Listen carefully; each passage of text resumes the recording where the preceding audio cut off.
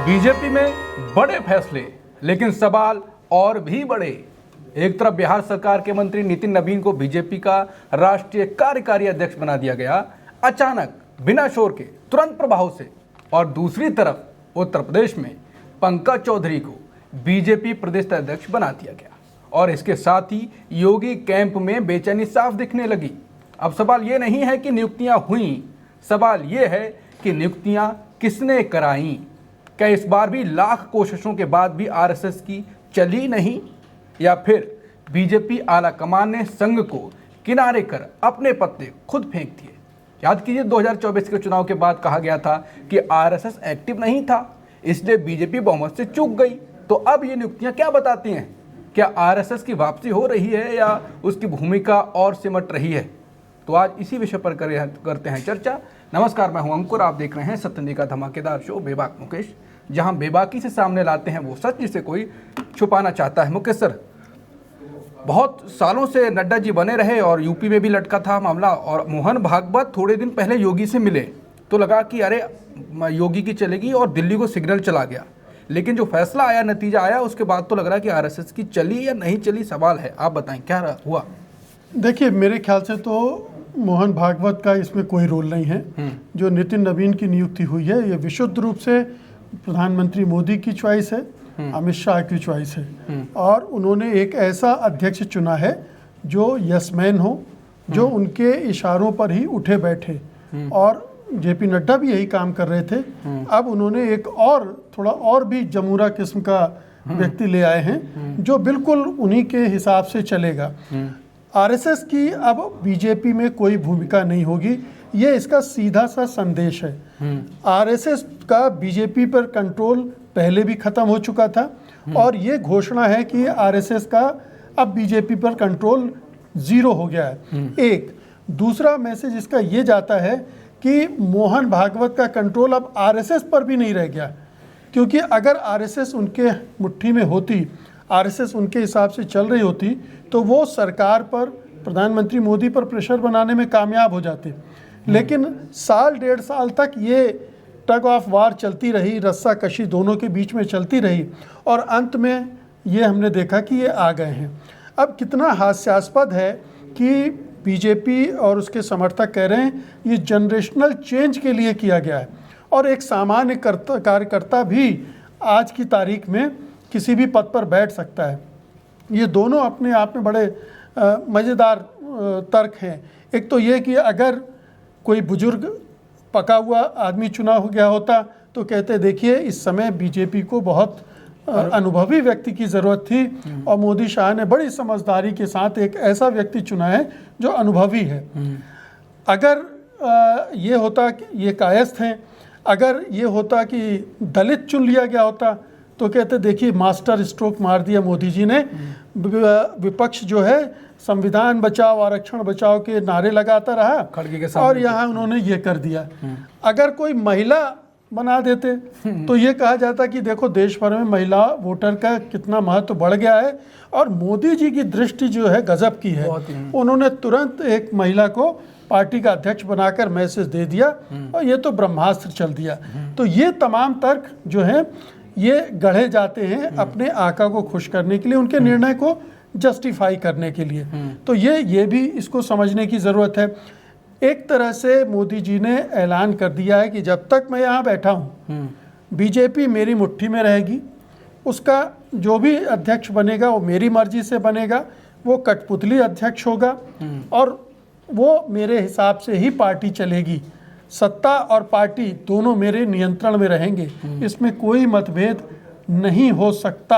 ये बहुत साफ है। अब अगर थोड़ा सा नितिन नवीन पे बात कर लें, आप नेपो किड हैं, क्योंकि इनके पिता नवल किशोर सिन्हा खुद वो बीजेपी के नेता थे, तो एक नेपो किड लेकर ले आए हैं। वंशवाद आ गया आपका सामने। इसमें आप कहते थे कि बीजेपी कांग्रेस वंशवादी है, फलां वंशवादी है। ये एक वंश परंपरा से उठा के आप एक को ले आए और राष्ट्रीय अध्यक्ष बना दिया। तो तमाम तरह की जो विसंगतियां दिख रही हैं वो इस फैसले में दिख रही हैं। एक चीज़ बिल्कुल साफ दिख रही है कि मोदी जी जो चाहे कर सकते हैं बीजेपी में। और उसको जस्टिफाई किया जाएगा। वो किसी को भी उठा के बिठा देंगे, कहा जाएगा कि मास्टर स्ट्रोक है। ठीक है, ये चल रहा है, चाहे वो मध्य प्रदेश के मुख्यमंत्री हो, राजस्थान के मुख्यमंत्री हो, उत्तराखंड के मुख्यमंत्री हो, अनजाने से चेहरे कोई जिनकी चर्चा नहीं कर रहा था, यहाँ इतनी चर्चा चल रही थी कि BL संतोष होंगे, विनोद तावड़े होंगे, धर्मेंद्र प्रधान का नाम, फलाने का ढिकाने का, पिछले 1.5-2 साल से सारे नाम, बिल्कुल शिवराज सिंह चौहान भी थे, राजनाथ सिंह का भी नाम भी चल गया था, सारे नाम चल गए थे। लेकिन वो वसुंधरा का भी चल गया था एक बार, वसुंधरा का भी चल गया था, क्योंकि महिलाएं, कुछ लोग स्मृति ईरानी का भी चलाने लगे थे कि भाई वहाँ से हटी है तो एक महिला नेता मिल जाएगी बीजेपी को। ये तमाम चल रहे थे, लेकिन हुआ वही जो मोदी रची राखा। लेकिन मुकेश सर, एक बार में वो तो हुई है, रस्साकसी तो हुई है, क्योंकि नड्डा जी सालों से बने हुए हैं, कार्यकाल कब का खत्म हो गया, बढ़ाए जा रहे थे, तो ये कहा जा रहा था कि RSS इस बार मानेगा नहीं, क्योंकि इस बार अगर हार गया तो फिर मोदी अपने हिसाब से बिल्कुल, जो आप कह रहे हैं कि कोई पूरा कंट्रोल अब हट गया है, यही हो जाएगा, तो अब तो ये साफ हो गया। तो क्या लगता है कि बिहार चुनाव के बाद, इतनी भयंकर जीत के बाद, RSS से पहले कोई बातचीत हुई होगी या बाद में, क्योंकि ये कहा गया कर्नाटक में भी इन्होंने पहले बैठक करी थी, तो मोदी शाह ने कह दिया कि बीजेपी में आप इंटरफेयर मत करिए, सरकार में नहीं, बाकी आप अपने काम करते रहिए। उसके बाद वो मान लिया भागवत 2024 लोकसभा में ऐसी बात कही थी, RSS एक्टिव नहीं हुआ, ये बात चलाएगी, तो मोहम्मद नहीं आया। हाँ। तो अब ये सब कुछ हो गया, इतनी रस्साकसी के बाद भी कंट्रोल मान लीजिए खो दिया उन्होंने, तो अब RSS गायब हो जाएगा तो काम होता रहेगा बीजेपी का। मैंने शुरू में भी कहा कि RSS का कंट्रोल अब तो वो बयान मोहन भागवत के पास नहीं, फालतू थे, 2024 में एक्टिव नहीं था, ये धीरे धीरे मोहन भागवत की जड़ें काट दी गई हैं। आपने देखा होगा कि जब मोहन भागवत ने इस तरह के बयान दिए थे, मोदी की आलोचना की थी, सरकार की आलोचना की थी, तो कैसे मोदी के समर्थक ही उन पर टूट पड़े थे। उनकी जबरदस्त लानत मलामत की थी। तो ये एक संदेश दे दिया गया था उसी समय मोहन भागवत को कि आप अपने वहाँ पर नागपुर में बैठिए, कुछ उपदेश वगैरह देते रहिए, कुछ प्रवचन देते रहिए, कुछ ज्ञान देते रहिए, सांस्कृतिक जागरण और फलाना, ये जो इस तरह की चीज़ें जो हिंदुत्व के नाम पे होती हैं वो आप करते रहिए, लेकिन ये सारे फैसले तो मोदी जी लेंगे, ये बिल्कुल क्लियर है। और आप देखिए कि RSS काफ़ी बदल चुका है। अब उसके नीचे जो तमाम लोग हैं वो अब सत्ता के आदी हो चुके हैं, सत्ता सुख सत्ता भोगी हो चुके हैं वो, और वो सब चाहते हैं कि ये सरकार बनी रहे, मोदी जी बने रहें, क्योंकि अगर सरकार डगमग होगी तो वो जो पूरा सिलसिला बना है वो सब टूट जाएगा। तो मुझे लगता है कि भागवत जी के पैरों के नीचे अब जमीन नहीं है। भागवत जी अब दिखावटी संघ प्रमुख रहेंगे, पूरा RSS का को जो मैसेज मिलेगा उसके हिसाब से वो काम करेंगे, और मैसेज अब वो मोदी अमित शाह की तरफ से ही आएगा। ओके सर, इससे तो साफ हो रहा है कि मोदी ने भागवत जी की सारी शक्तियाँ छीन ली, जो कि कह रहे थे कि शक्ति बहुत ज़रूरी है, राहुल गांधी ने कल ही बात कही थी, उनकी सारी शक्ति मोदी जी ने छीन ली है।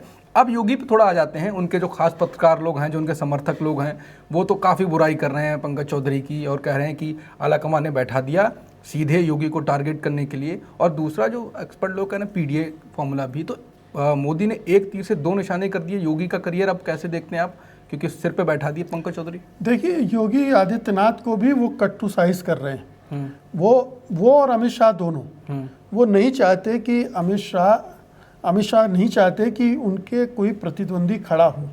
तो अब योगी आदित्यनाथ को जहाँ जहाँ जैसे जैसे होगा सीमित करेंगे।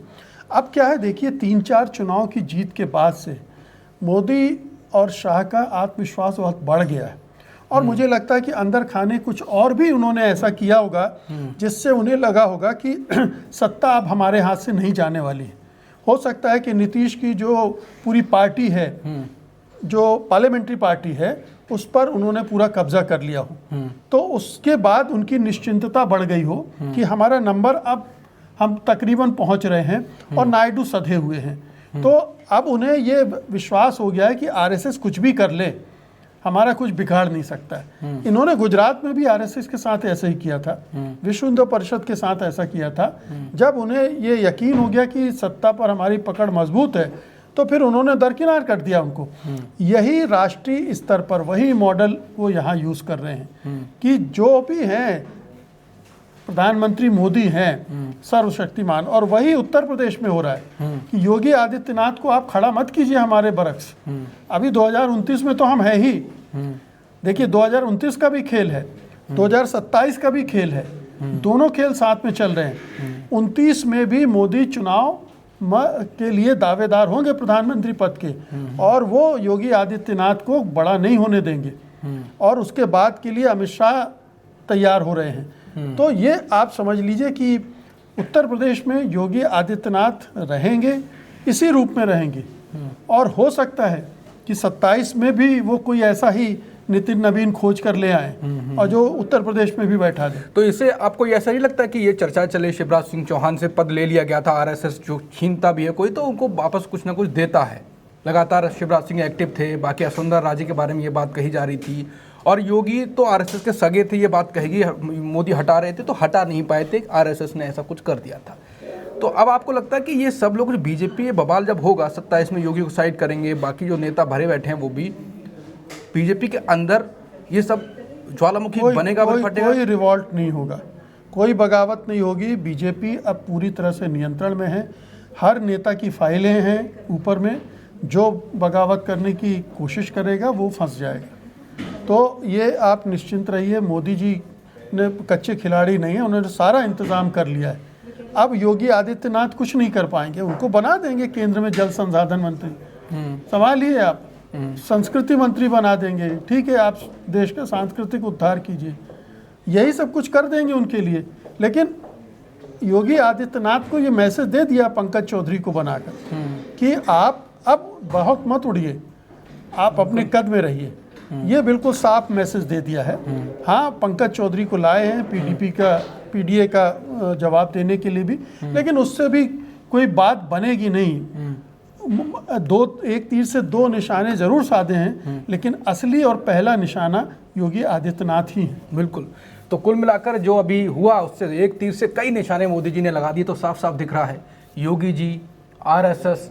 लेकिन अब वही है कि अभी जो मुकेश जी कह रहे थे कि सब पे कब्जा है मोदी जी का, कुछ नहीं होगा, कुछ पद दे दिया जाएगा, लेकिन अब जब ज़्यादा धीरे धीरे सब कुछ बढ़ता है तो कुछ ना कुछ फिर ज्वालामुखी बनता है, तो हो सकता है फट भी जाए। कुल मिलाकर अब आरएसएस की सक्रियता पर 2014 में बात उठाई गई, ये भी नज़र रहेगी। खासकर मैं तो नया पत्रकार हूँ, तो मैं तो जानबूझ के देखूंगा कि अब आरएसएस क्या करता है, और दूसरा योगी आदित्यनाथ के सारे कदमों पर और फिर क्या होता है, और बगावत के सुर दिखते हैं। जो भी होता है बीजेपी में अब अंदर सियासत को ज़्यादा मज़ेदार हो गई। जो भी होगा हम आपके सामने लाते रहेंगे, तब तक के लिए नमस्कार।